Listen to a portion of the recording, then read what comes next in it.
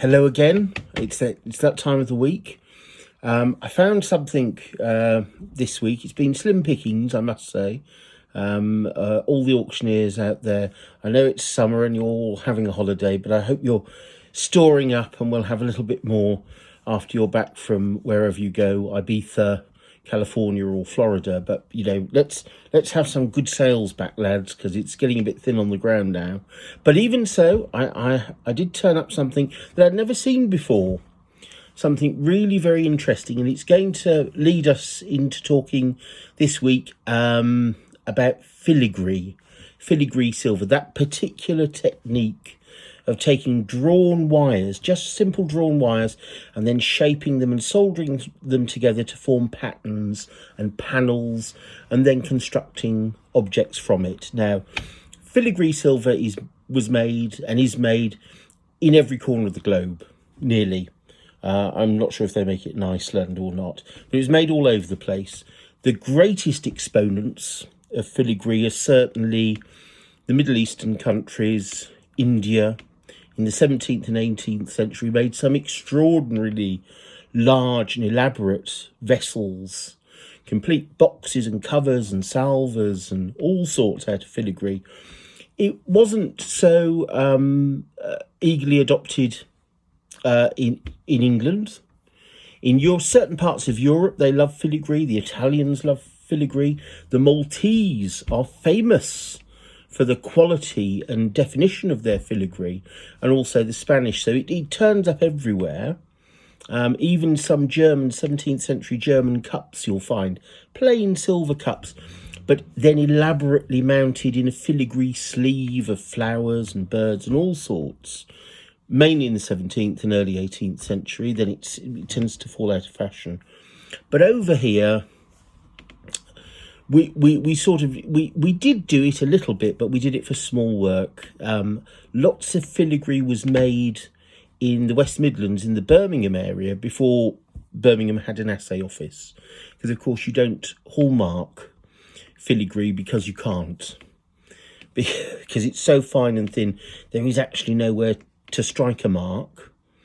And that, of course, means that the wire itself doesn't necessarily have to be of sterling standard. So it offers opportunities to the silversmith that's working it.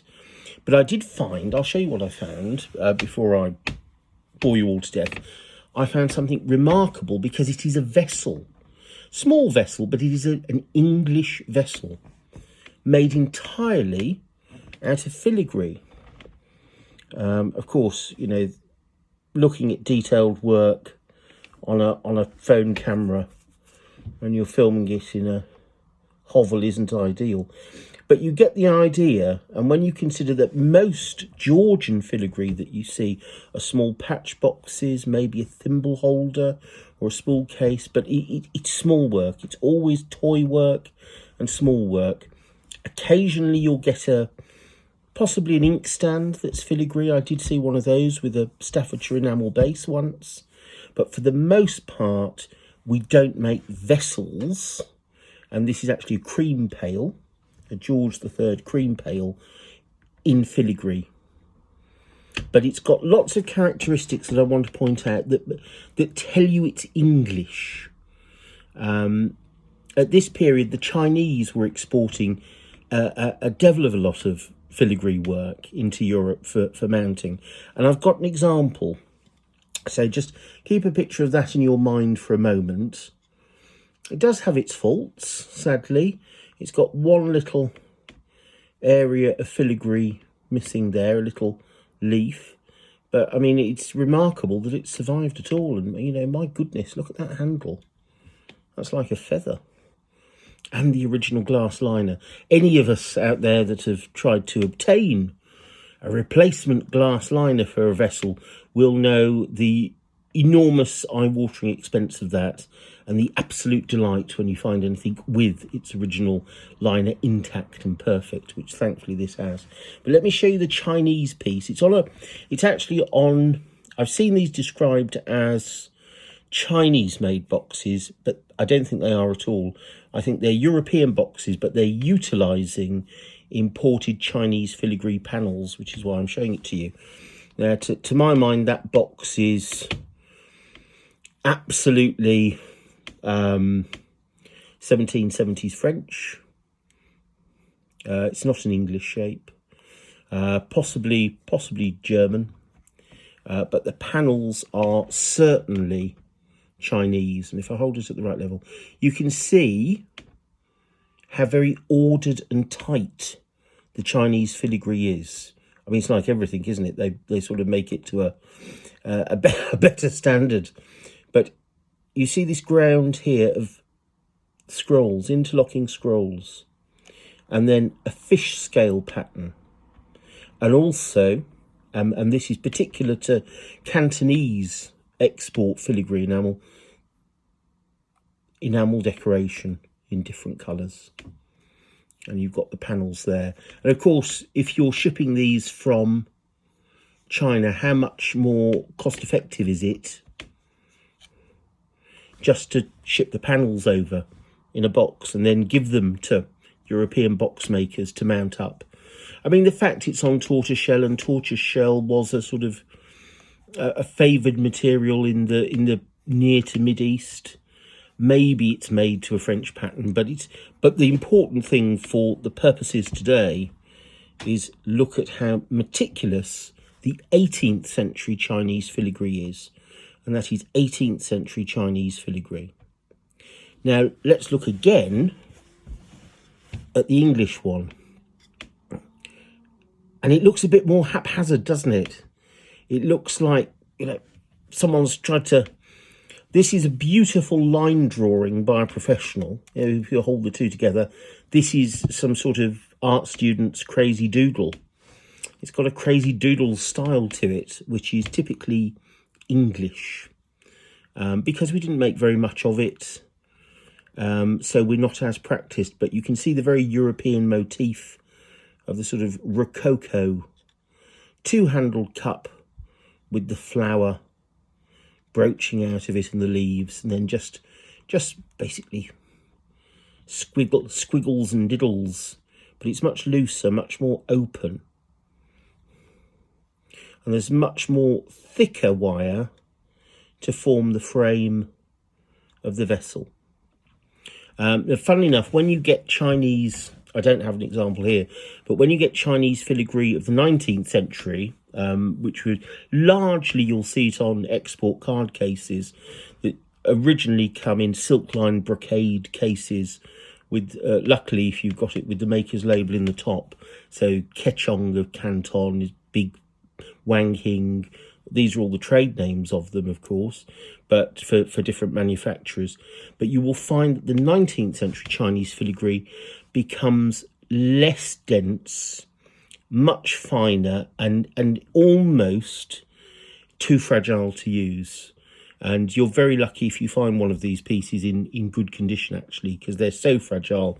Once they're out of the case, little bits, because it's raised work, largely in the 19th century, raised filigree work for tourists that are coming in and purchasing these things. They just fall off. They knock off. They're like those dolls that come in plastic tubes at the airport. You leave them in the plastic tube and you just look at them. Once you take them out and you try and give them to a child to play with, they're gone in seconds. And that's pretty much the same way with the 19th century Chinese filigree. The 18th century stuff, wonderful stuff. They made all sorts out of it. There's a fabulous silver gilt 1760s, 1770s tea caddy entirely made of filigree in the Victoria and Albert Museum. You can go online and you can see that and get a flavour of the objects they made. They even made large filigree boxes to contain 3 English silver tea caddies. So they're robust things. It was meant to be used. And again, this English filigree, although you will look for a very long time before you find an object, a vessel, that isn't a little box or a little toy or a little vinaigrette or pomander that is made in filigree. And also another feature with English filigree is, particularly with vessels or objects, they will tend to have a solid silver base. Almost all of the continental and Middle Eastern and even the Chinese pieces will have a filigree base as well. The whole thing will be filigree, but the English, they favoured a solid base for anything substantial. So that was a delightful find. I've never seen one before. Never seen a cream pale, and it is for thick cream to be served, I don't know, with your tea or with your scone or scone, depending which way you fall on that. But that's amazing survival. It's sort of 250 years old and as light as a feather and as twice as delicate. But look out for the differences in filigree. It's the devil of a stuff to date and to determine where it's from. The form of this tells us it's English. They didn't really make cream pales anywhere else. It's a peculiarly English form, so we can sort of put our hand on our heart and we can say, that's English, it's 1765, 1770. And like a lot of these larger filigree pieces, it is probably made in Birmingham or Staffordshire. It's made in that region, which is why it's got that sort of, it's a bit naive, but it's wonderful for it.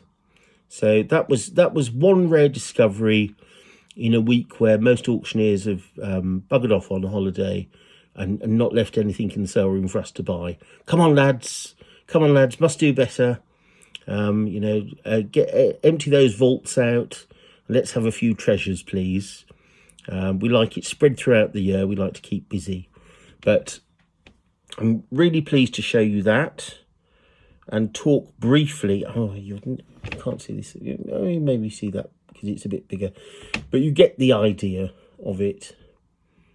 And it's a rare thing. And sometimes this was criminally underpriced, which has allowed me to purchase it, but only because it's really difficult to date this stuff. They are still making filigree boxes and little sailing ships and more touristy things all over the world as we speak, and they appear in gift shops everywhere.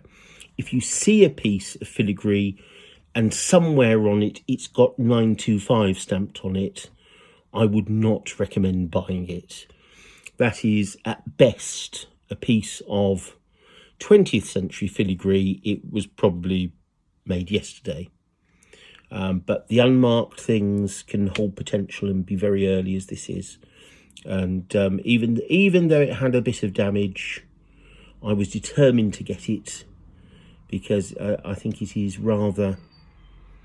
The more I look at it, the more it grows on me, actually. It is a rather spectacular thing to have survived. They probably made lots of them, but very, very few of them lasted. So there we go. English filigree and a very rare early, let's put the handle up, make it look, no, it's fallen over, a very rare English cream pale. So just that this week. Something else, something more interesting, something deeply startling, I hope, next week. Tune in and I'll see you then. Until then, good antiques hunting and goodbye.